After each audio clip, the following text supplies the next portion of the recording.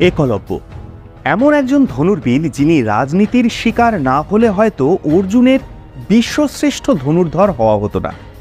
কিন্তু দ্রোণাচার্যের ওই ক্রূর রাজনীতির পর কি হলো একলব্যের, কোথায় হারিয়ে গেলেন তিনি, সেই কথা কিন্তু আমরা অনেকেই জানি না। সেই অজানা কথাই বলবো আজ। নমস্কার, আমি দীপ থট চ্যানেলের এই ভিডিওতে সবাইকে স্বাগত জানাই।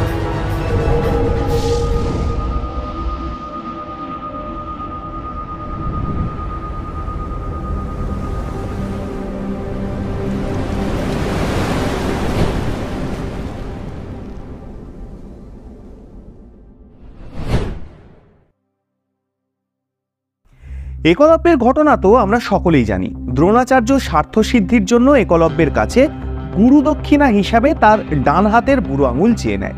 এই ঘটনা তো মোটামুটি সকলেরই জানা। কিন্তু কে এই একলব্য, আর ওই আঙুল কাটার পরে কি হয়েছিল তার, কিভাবে মৃত্যু হলো তার, এই নিয়ে কিন্তু অনেক কম আলোচনা হয়।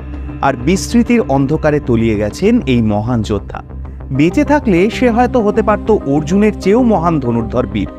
কিন্তু অর্জুনকে বিশ্বশ্রেষ্ঠ ধনুর্ধারী আখ্যা দেওয়ার জন্য অর্জুনের প্রতি অপার ভালোবাসায় শ্রীকৃষ্ণ হত্যা করেন একলব্যকে।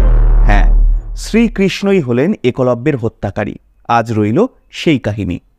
হরিশঙ্কর জলদাস তার একলব্য বইতে বলেছেন, গুরু দ্রোণের কাছে নিগৃহীত একলব্য তার ডান হাতের বৃদ্ধাঙ্গুলি ছাড়াই তার অনুশীলন চালিয়ে যান। কালক্রমে মহাভারতের শেষ ভাগে যখন কুরু পাণ্ডবদের মধ্যে মহারণের সূচনা হয়, তখন তিনি কৌরব পক্ষে যোগ দেবেন বলে স্থির করেন। কারণ গুরু দ্রোণাচার্য ও পাণ্ডুপুত্র অর্জুনের প্রতি তার মনে তীব্র ক্ষোভ দানা বেঁধেছিল। কেননা অর্জুনকে শ্রেষ্ঠ ধনুর্বীর হিসেবে প্রতিষ্ঠিত করতেই তো তার ডান হাতের বৃদ্ধাঙ্গুলি গুরুদক্ষিণা হিসেবে চাওয়ার মতো নিষ্ঠুরতম কাজ করেছেন দ্রোণ। জঙ্গলবাসী ভীল উপজাতির রাজা ছিলেন হিরণ্যধনু। একলব্য হল সেই হিরণ্যধনুর পুত্র। কিন্তু হরিবংশ পুরাণ অন্য কথা বলছে। হরিবংশ পুরাণ মতে যাদব শ্রেষ্ঠ বসুদেবের দেবশ্রবা নামে একজন ভাই ছিলেন। এই দেবশ্রবার যখন পুত্র হয়, তখন আকাশবাণী হয় যদুবংশীর হাতেই এর মৃত্যু হবে। এই আকাশবাণীতে ভয় পেয়ে পুত্রকে রক্ষা করার জন্য দেবশ্রবা তার পুত্রকে নদীতে ভাসিয়ে দেন। ভাসতে ভাসতে সেই শিশু মগধ রাজ্যের বনে পৌঁছালো। সেই বনের নিষাদ রাজ ছিলেন হিরণ্যধনু। তিনি তাকে নিজের পুত্র রূপে পালন করেন এবং তার নাম রাখেন একলব্য। এবার নিশ্চয়ই বুঝতে পারছেন যে যদু বংশের মতো মহান বংশের বংশোদ্ভূত হওয়ার কারণেই একলব্য এত প্রতিভাবান এবং দুর্ধর্ষ ধনুর্বীর ছিলেন। যেহেতু আদিবাসী উপজাতিতেই মানুষ হয়েছিল একলব্য, তাই শিকার সর্বস্ব ধনুর্বিদ্যা শেখাই তাদের জাতিগত প্রথা ছিল। কিন্তু একলব্য ছিল অন্য চিন্তাধারায় বিশ্বাসী। সে চাইতো ধনুর্বিদ্যা শিখে বড় ধনুর্ধর হতে।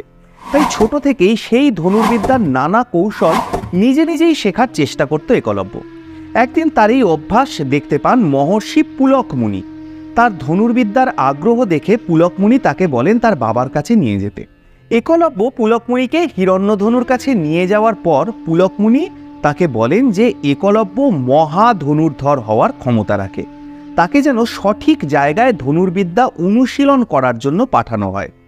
হিরণ্যধনু তখন একলব্যকে নিয়ে যান গুরু দ্রোণাচার্যের কাছে। কারণ সেই সময় দ্রোণাচার্যই ছিলেন বিশ্বের সর্বশ্রেষ্ঠ ধনুর্বিদ্যার গুরু।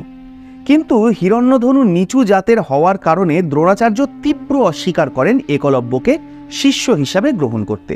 বলেন, ভীল উপজাতির কাজ কেবলমাত্র শিকার সংগ্রহ করা, যুদ্ধের অস্ত্রচালনা শেখার কোনো অধিকার তাদের কাছে নেই। দ্রোণাচার্যর এরকম ব্যবহারের আরও একটা কারণ ছিল। তিনি ভীষ্মর কাছে প্রতিজ্ঞাবদ্ধ ছিলেন যে তিনি কেবলমাত্র কুরুবংশীধরদেরই অস্ত্র শিক্ষা দেবেন। তখন বিমর্ষ হয়ে হিরণ্যধনু ফিরে আসেন তার রাজ্যে।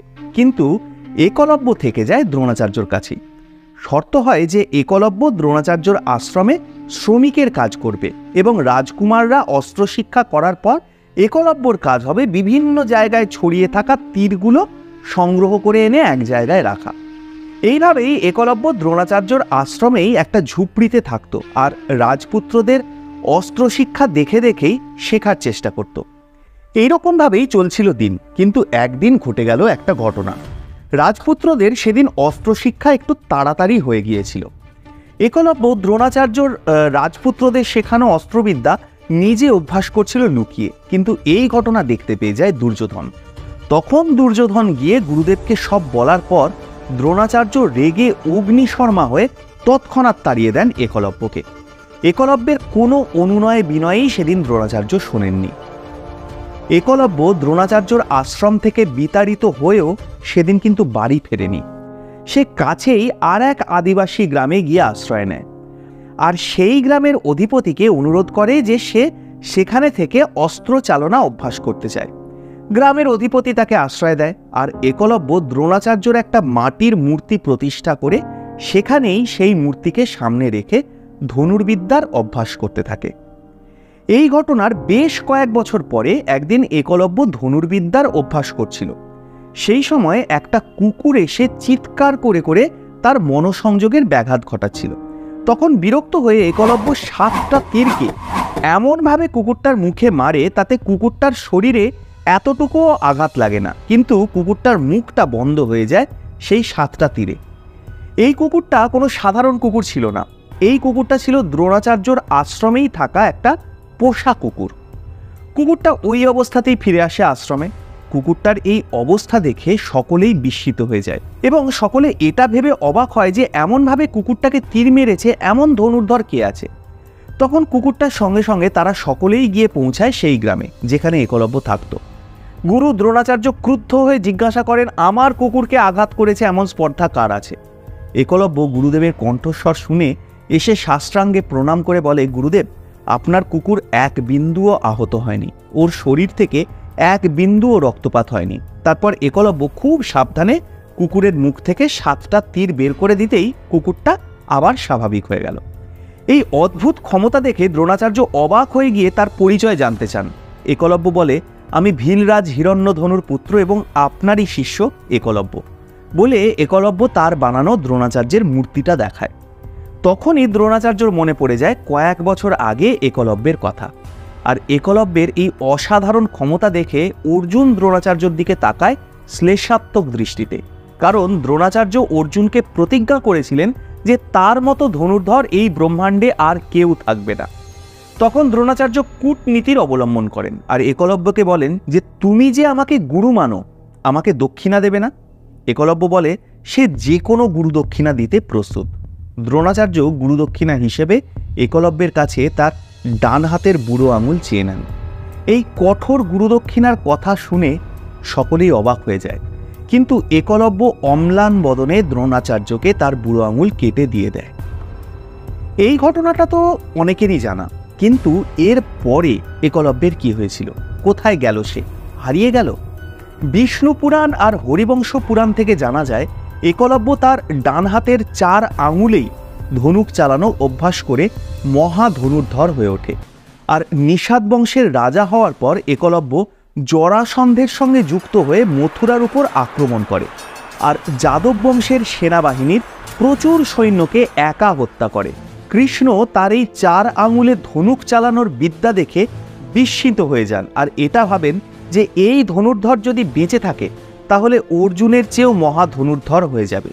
পরে কুরুক্ষেত্র যুদ্ধের সময় একলব্য স্বপুত্র কৌরব পক্ষে যোগদান করতে চেয়েছিল। এখানে তো এই কথা উঠতেই পারে যে দ্রোণাচার্যের কাছে একলব্য এরকম অপমানিত হয়েছে, তার সঙ্গে একই পক্ষে একলব্য কেন যোগদান করেছিল? এরও কারণ আছে। দ্রোণ একলব্যকে অপমান করলেও তার কারণ ছিল কিন্তু অর্জুনকে শ্রেষ্ঠ ধনুর্ধর প্রমাণ করা, আর সেই কারণে একলব্যের আসল শত্রুতা ছিল কিন্তু অর্জুনের বিরুদ্ধে। তাই একলব্য স্থির করে কৌরব পক্ষে যোগ দেবে, কিন্তু কৃষ্ণ তো অন্তর্যামী, তিনি তো সবই জানতেন। সেই কারণে মগধের মিত্র এবং জরাসন্ধের বিশেষ মিত্র হওয়ার জন্য যুদ্ধ শুরু হওয়ার আগেই একলব্যের শিরশ্ছেদ করেন নিজের সুদর্শন চক্র দিয়ে। হ্যাঁ, শ্রীকৃষ্ণই একলব্যের হত্যাকারী। পরে একলব্যের পুত্র কেতুমান যোগ দেন কৌরব পক্ষে এবং তিনি ভীমের হাতে মারা যান। কুরুক্ষেত্র যুদ্ধে পাণ্ডবদের জয়ের পরে শ্রীকৃষ্ণ অর্জুনের কাছে স্বীকার করেন যে অর্জুনকে বিশ্বের সর্বশ্রেষ্ঠ ধনুর্ধর বানানোর জন্য তিনি কত ছল কপটতার আশ্রয় নিয়েছেন। তিনি দ্রোণাচার্যকে দুর্বল করার বুদ্ধি দিয়েছিলেন যুধিষ্ঠিরকে, ভীষ্মকে অস্ত্রহীন করেছিলেন, এমনকি একলব্যকেও হত্যা করেছেন নিজের হাতে। এভাবেই নানা ছোট ছোট ঘটনায় মহাভারত হয়ে উঠেছে বিশ্বের সবচেয়ে বেশি চর্চিত এক পারিবারিক অথচ চরম রাজনৈতিক মহাকাব্য। পরে আর একটা কথা না বললেই নয়, আধুনিক যুগে তীরন্দাজরা যে 4 আঙুলে করে তীর নিক্ষেপ করেন তার আবিষ্কর্তা একলব্য, এমনটাই মনে করা হয়। কেমন লাগলো আজকের পর্ব? কমেন্ট করে জানাতে ভুলবেন না। আর এইরকমই পুরাণ, ইতিহাস, ভূগোল, বিজ্ঞান, সিনেমা, এন্টারটেনমেন্ট দুনিয়ার নানা বিষয়ে নানা অজানা কথা, অজানা রহস্য জানতে সাবস্ক্রাইব করুন ডিপ থট। পাশে থাকা বেল আইকনটা প্রেস করতে ভুলবেন না। প্রতি রবিবার সন্ধ্যে ঠিক 7টায় চোখ রাখুন কেবলমাত্র ডিপ থটে।